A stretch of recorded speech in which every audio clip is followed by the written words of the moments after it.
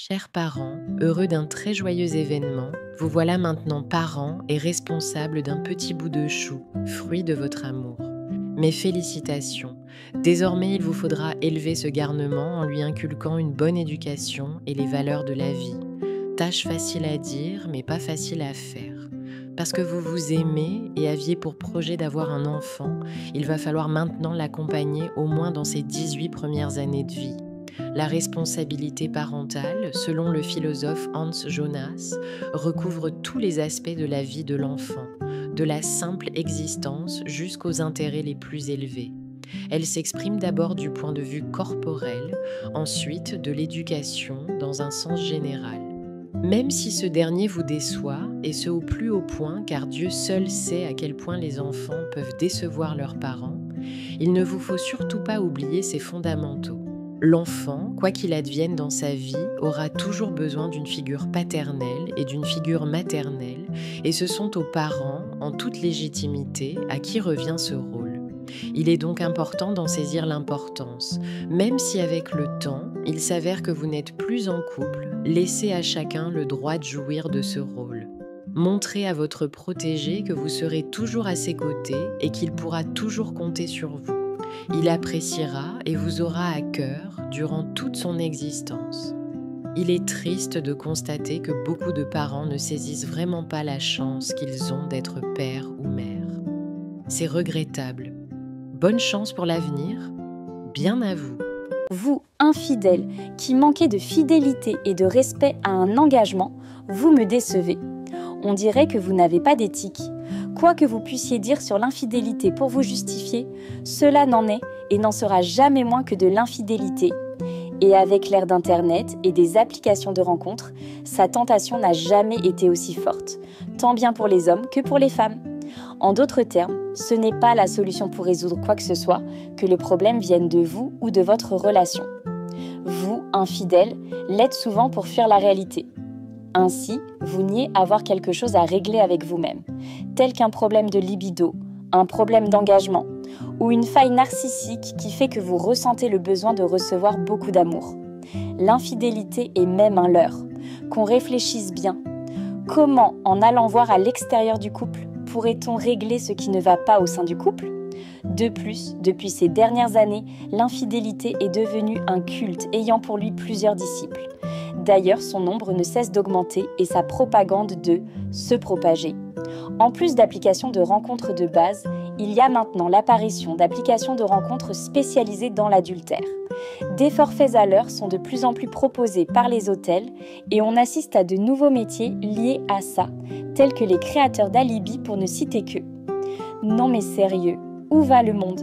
On dirait que la fidélité fait partie d'une époque dépassée et que les fidèles, les vrais, sont en voie de disparition, voire passés de mode. Vous ne vous rendez vraiment pas compte du mal que vous causerez à votre partenaire une fois qu'il ou elle l'apprendra et qui plus est, a mis beaucoup d'espoir en vous. Égoïste, voilà ce que vous êtes, ni plus ni moins, à bon entendeur. Chers rêveurs, dans un monde de plus en plus trépidant, ne laissant plus place à la rêverie, vous voilà en train de constater que votre mode de vie est désormais bouleversé. Paradoxalement, un monde sans rêve est un monde qui ne tourne plus. Alors, pourquoi la société veut-elle vous mettre à l'écart, ne souhaitant plus, dans bien des cas, que vous réalisez vos rêves? Le rêve s'exprime par opposition à la réalité. De ce fait, il caractérise la représentation idéale de ce que chacun souhaite et veut peut-être réaliser. En quelque sorte, il nous stimule, car l'être humain par nature ne se satisfait pas de ce qu'il est et de ce qu'il a. Il enrichit donc les possibles. Qu'est-ce qui vous bloque alors? Est-ce les moyens, le courage de franchir le pas ou simplement la peur que votre projet n'aboutisse pas? Souvenez-vous toujours que tout ce que vous voyez autour de vous, hormis les choses naturelles, s'est construit autour d'une idée et donc était dans l'imaginaire d'une personne qui a su la mener à terme. Arrêtez donc de sans cesse vous inventer d'excuses et foncez.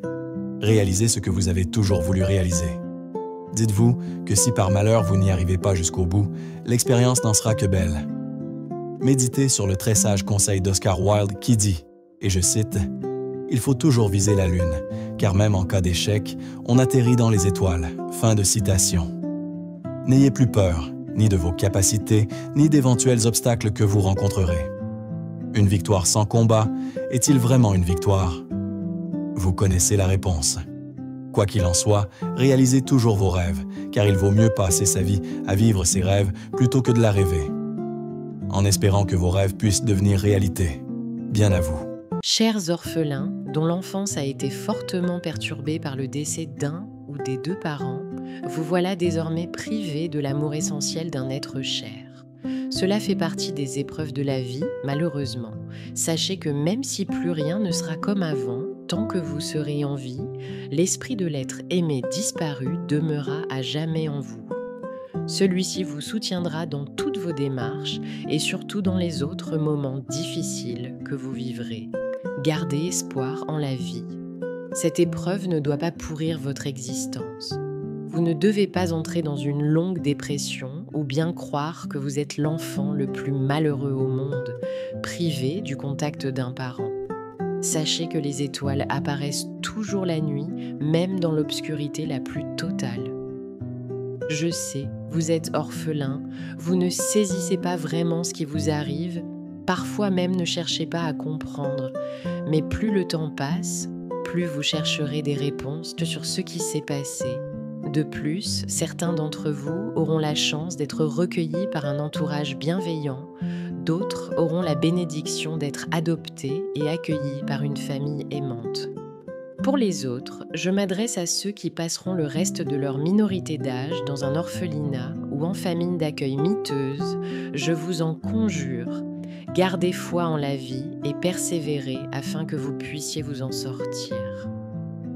Les épreuves laissent des séquelles et elles feront votre force dans ce bout de chemin qu'on appelle la vie, avec tout mon soutien.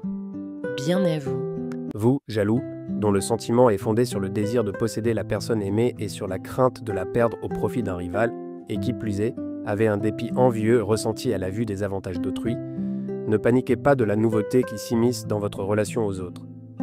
Qu'elle naisse d'une relation amoureuse, amicale, personnelle ou professionnelle, la jalousie peut prendre différentes formes, mais est rarement sans objet. Dans bien des cas, vous en connaissez la raison. Quel que soit son niveau, cela révèle un malaise et il est important de le corriger. Vous les jaloux, êtes dans un état d'esprit où vous éprouvez des difficultés à gérer vos émotions et de ce fait, vous pousse dans une situation de rivalité plus ou moins consciente, ou encore une attitude de possessivité. Cette jalousie peut être causée par des expériences déjà vécues, des pensées, des perceptions, des souvenirs, mais aussi l'imagination ou les interrogations. Comme à chaque grandeur sa mesure, elle peut aussi être un stimulus non négligeable dans certains types de relations, si toutefois elle survient à petite dose. Pour cela, elle doit pouvoir s'exprimer de façon positive et constructive pour qu'elle nous permette d'avancer et de nous améliorer. Dans le cas contraire, il faut que vous sortiez de cet état. Pour ce faire, il n'y a pas de secret. Dans un premier temps, reconnaissez et admettez que vous êtes jaloux. Ensuite, recherchez depuis quand vous l'êtes, avec quelle personne vous l'avez été et dans quelles circonstances. Cela vous permettra de comprendre que ce sentiment n'est pas seulement lié à votre relation actuelle, mais habite en vous depuis longtemps. Puis, reprenez confiance en vous et surtout, arrêtez de vous comparer aux autres. Dites-vous que chacun est unique, avec ses talents et ses qualités, y compris vous. Comme le dit si bien Edmé Pierre Chauveau de Beauchesne, la jalousie décèle toujours un côté inférieur, quelle que soit la supériorité que l'on puisse avoir. À bon entendeur. Chers honnêtes gens, dans ce monde de plus en plus corrompu et abject, je tiens à vous dire que votre présence est appréciable, car, de nos jours, l'honnêteté est une qualité en voie de disparition. Vous êtes conforme à une morale socialement reconnue. Fidèles à vos obligations, à vos engagements, vous ne cherchez pas à tromper, quitte à souvent en payer le prix. Quand William Shakespeare dit, et je cite, « Tout honnête que soit, il n'est jamais bon d'apporter de fâcheuses nouvelles. Les mauvaises nouvelles, laissez-les s'annoncer elles-mêmes à l'instant qu'elles nous touchent. » Fin de citation, vous n'en avez que faire. Même s'il est vrai que vous vous exprimez plus librement dans les pays dits démocratiques, beaucoup d'entre vous, malheureusement, sont stigmatisés dans les régimes totalitaires car les dirigeants de ces régimes vous soustraient de ce droit fondamental qu'est la liberté d'expression. Dès lors que vous parlez trop pour dénoncer des injustices, surtout quand vous êtes de plus en plus écoutés, ils ne lésinent pas sur les moyens pour vous réduire au silence. Quel drame! Malgré les différentes formes d'oppression que vous pouvez subir, tenez bon, nous sommes nombreux à vous soutenir. Comme Benjamin de Lesser le souligne, la compagnie des honnêtes gens est un trésor. Beaucoup diront que toute vérité n'est pas bonne à dire. À cela, je leur répondrai que le mensonge n'a qu'une jambe, la vérité en a deux. S'ils mentent, un jour ils tomberont, en espérant que vous puissiez servir d'exemple à tous ceux qui manquent de vertu. Bien à vous. Vous, ambitieux, qui éprouvez le désir ardent de gloire, d'honneur et de réussite sociale, ou simplement de posséder quelque chose, de parvenir à faire quelque chose, votre détermination nous impressionne. De nos jours, l'ambition a mauvaise presse, du fait que trop de personnes qui sont en train de satisfaire leurs désirs, négligeant bien trop souvent les gens qui les ont permis d'en arriver où elles en sont. De plus, l'histoire tend à démontrer que l'ambition démesurée des uns avait, à bien des égards, causé le malheur des autres. Mais une ambition saine, qui permet la réalisation de soi, est un excellent moteur pour tout humain. Ainsi, les ambitieux dotés de cet esprit sont à même de prendre en main leur vie de manière responsable, dynamique et optimiste, et de mieux surmonter les obstacles. Si vous êtes prêt à tout pour réussir, y compris à écraser les autres sans remords, arrêtez de vous appeler ambitieux. Ce que vous nourrissez, ce n'est pas l'ambition, c'est l'orgueil. Vous ne cherchez pas à vous dépasser, vous cherchez à paraître, à impressionner, à briller dans le regard des autres. Votre moteur, ce n'est pas le progrès, c'est l'ego. Alors posez-vous une vraie question. Est-ce que vous avancez parce que vous croyez en vous ou juste pour prouver quelque chose aux autres? Parce que tant que vous jouerez ce jeu-là, vous ne serez pas libre, vous serez esclave du regard qu'on porte sur vous. À vous, il faut que vous sachiez que l'ambition doit servir à donner du sens à notre vie, à atteindre une harmonie entre ce qu'on est et ce qu'on fait. De même, elle peut donner une direction à notre existence. C'est donc un élément à prendre en compte si l'on veut personnellement s'améliorer et non s'exhiber. En espérant que vous prendrez en considération ces mots, à bon entendeur. Cher indécis, vous qui avez souvent pour habitude de ne pas être décidé, résolu ou décisif, il serait temps de vous réveiller. Vous avez tout ce qu'il faut pour avancer, mais vous choisissez l'immobilisme. On s'étend à essayer de vous comprendre, mais on a du mal à vous suivre. Pourquoi, en fin de compte, vous ne parvenez pas à trancher, c'est-à-dire à opter pour le préférable, à prendre un parti? Qu'est-ce qui, au fond, vous freine le plus? Est-ce la peur de l'échec, la peur de faire le mauvais choix, la peur de vous imposer aux autres, la peur de la frustration liée au renoncement, un trop grand perfectionnisme ou autre chose? De toute façon, rien ne sert de vous poser toutes ces questions, vous seriez indécis dans vos réponses. Ce qu'il faut savoir sur l'indécision est que, quand les doutes sont permanents, ils vous empêchent d'avancer, favorisent l'inaction, la passivité, le statu quo, la perte de temps, l'inefficacité et empêchent aussi de saisir les bonnes opportunités. Alors la question est, comment vous en sortir de ce cercle infernal? Le plus simple est de faire quelque chose, tout sauf ruminer votre détresse et tourner en rond. De plus, vous devez vous persuader que n'importe quelle décision que vous prendrez sera meilleure que celle qui consiste à n'en prendre aucune. Même une décision imparfaite vous fera avancer. Et si vous vous rendez compte plus tard qu'elle n'était pas la bonne, vous aurez toujours le pouvoir de changer de direction. Ayez donc l'esprit ferme et résolu. Celui qui donne priorité constante dans la conduite de ses actions, à l'unité du sujet agissant et à la fidélité résolue de ses propres décisions. Bien à vous. Chère famille, que vous soyez une famille nucléaire, nombreuse, recomposée, monoparentale, de cœur ou dite traditionnelle, non seulement vous représentez l'unité de base de la société, mais aussi le principal lieu d'éducation et de solidarité. La famille est censée représenter tout le soutien dont aucun autre individu en dehors de ce cadre ne peut nous apporter, tant la solidarité et l'altruisme qui en découlent sont puissants. Bien sûr, les membres d'une famille ne s'entendent pas forcément tous, mais lorsque celle-ci traverse des moments difficiles, en général, les liens ont tendance à se ressouder. Il ne faut pas oublier que même si les liens du sang ont une place importante dans la conception traditionnelle de la famille, ils ne sont pas les seuls à compter.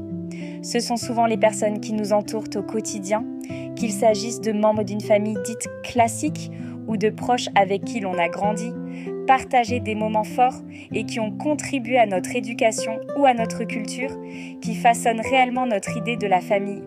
C'est pour cela que, pour certains, des amis de longue date peuvent être perçus comme de véritables frères ou sœurs. À l'inverse, un père biologique peut très bien ne pas faire partie, émotionnellement ou affectivement, de ce que l'on considère comme sa famille. Sachez, chère famille, petite ou grande, chacune de vous a ses richesses, grâce aux liens tissés par ses membres, bien à vous. Vous, leader, que vous soyez dans la politique ou dans une toute autre organisation, vous avez un rôle important à jouer.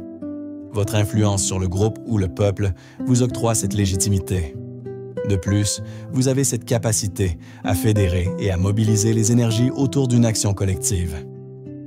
Sachez en faire bon usage, car nombre d'entre vous ne respectez pas vos engagements. Combien de fois des populations ont été déçues de leurs dirigeants? Combien d'entre vous ont été absorbés par des jeux de pouvoir? Vous étiez pour la plupart honnêtes lors de vos débuts, promettant monts et merveilles, et surtout, le changement.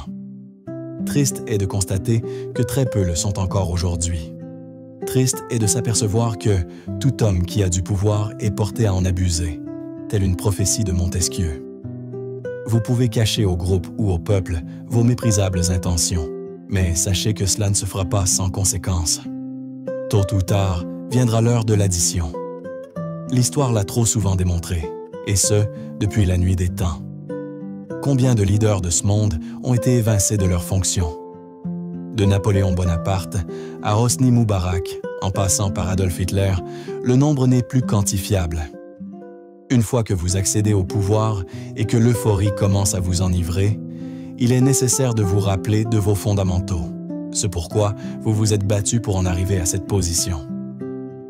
Si vos causes sont louables, peut-être qu'avec toutes ces interrogations, vous pourrez vous retrouver.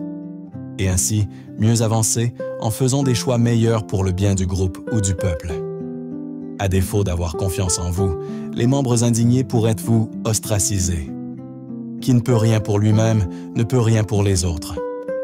Cordialement.